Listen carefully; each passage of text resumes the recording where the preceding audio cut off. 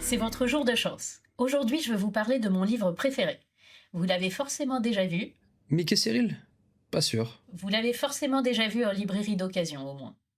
On le trouve dans toutes les boîtes à livres et les maisons de campagne qui n'ont pas été ouvertes depuis 50 ans. Et ça parle de technologie ? De technologie, oui, mais pas des derniers gadgets ou des tendances du marketing de la tech. J'aimerais plus parler, mais là c'est pas notre sujet, des silences du colonel Bramble, d'André Mauroy, et de ses suites, les discours et les nouveaux discours du très bavard Dr O'Grady. Ces discours, ce sont un peu les dialogues de Socrate sur le plateau de C'est à vous. Ce sont des propos philosophiques sur les sujets les plus variés, qui vont de la virginité au parlementarisme anglais. Dans le propos « L'avenir est au ras », l'écrivain Aurel et le psychiatre O'Grady parlent, vers 1948, des moyens de sauver l'humanité après une guerre nucléaire. Le docteur O'Grady voit 3 possibilités de survie. Un effort, assez peu probable, des élites pour penser le monde avec quelques reculs, un eugénisme, qu'il récuse, et enfin l'amélioration, je cite, des conditions aujourd'hui déplorables dans lesquelles travaillent nos esprits. Il prédit, début de citation, « Le surhomme possédera des bibliothèques sur microfilm si réduites que tous les livres publiés depuis qu'il y a des hommes et qui écrivent tiendront, Aurel, dans votre chambre. Le grand Larousse n'y sera pas aussi épais qu'une boîte d'allumettes. Chaque livre microfilmé aura son numéro de code. En formant ce numéro, vous ferez apparaître la page de titre sur un écran placé en face de votre bureau, et si vous désirez retrouver dans le volume un passage ou un renseignement, vous aurez devant vous des changements de vitesse qui vous permettront de faire passer 1, 10 ou 100 pages à la minute. » CTRL F et scroll. « Quelle horreur !» dit Aurel. « Ce n'est pas tout, dit le docteur. Tous ces livres seront reliés entre eux par une machine à association d'idées, qui mettra à votre disposition, en quelques secondes, si vous voulez faire par exemple une recherche sur le traitement du zona par les médecins tibétains, ou sur le rôle de la pédérastie dans la fondation des empires, tout ce qui a jamais été écrit sur ces sujets capitaux. » Fin de citation. Moi, je trouve ça très attendrissant. Le docteur O'Grady décrit bien la transformation du monde en données et des données en informations.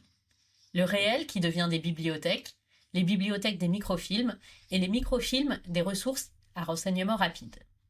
C'était l'ambition de Google, rendre l'information du monde accessible et utile. Et face à cela, Aurel s'exclame « Quelle horreur ! Pourquoi s'acharner à rendre l'information utile quand elle peut juste être belle ? C'est bien plus beau lorsque c'est inutile. On lit trop pour chercher des renseignements, un bénéfice, pour un accroissement de son savoir ou de sa richesse, et peut-être pas assez pour le simple plaisir de lire. » En tout cas, il y a dans cette exclamation d'Aurel, je trouve, une critique très juste de la technologie contemporaine. Elle est permise par l'augmentation considérable de la production et du stockage de données, mais elle a un angle mort. Une donnée, c'est ce qu'on mesure du réel. Sait-on tout mesurer ? Et du reste, mesurer, c'est déjà induire un point de vue. On peut mesurer une émotion.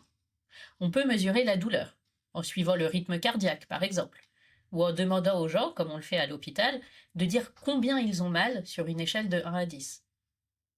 Mais la souffrance, c'est un sentiment, la souffrance, pas une émotion. Comment la mesurer ? La machine à association d'idées que décrit le docteur O'Grady, qui met les données en relation, leur donne déjà plus de profondeur. Mais ce qui est trop mignon, c'est qu'en 1948, il s'imagine qu'on l'utilisera pour faire des recherches sur le traitement du zona par les médecins tibétains ou sur le rôle de la pédérastie dans la fondation des empires. Quand on regarde le dernier rapport d'OpenAI sur l'usage de ChatGPT, publié en septembre 2025, les principaux usages de la machine à association d'idées, aujourd'hui, semblent plutôt être « Est-ce que je dois démissionner ? Est-ce que je dois écrire à mon ex ?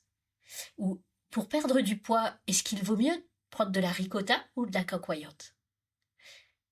C'est aussi que le docteur O'Grady oublie une chose, cette machine à association d'idées se nourrit de toujours plus de données, et ces données, ce sont les utilisateurs qui les produisent. Mais vous verrez au prochain épisode qu'il est généreux sur ce sujet. Pas forcément optimiste, je rappelle que le propos s'intitule « L'avenir est au ras ». French Tech, esprit critique pour tech éthique.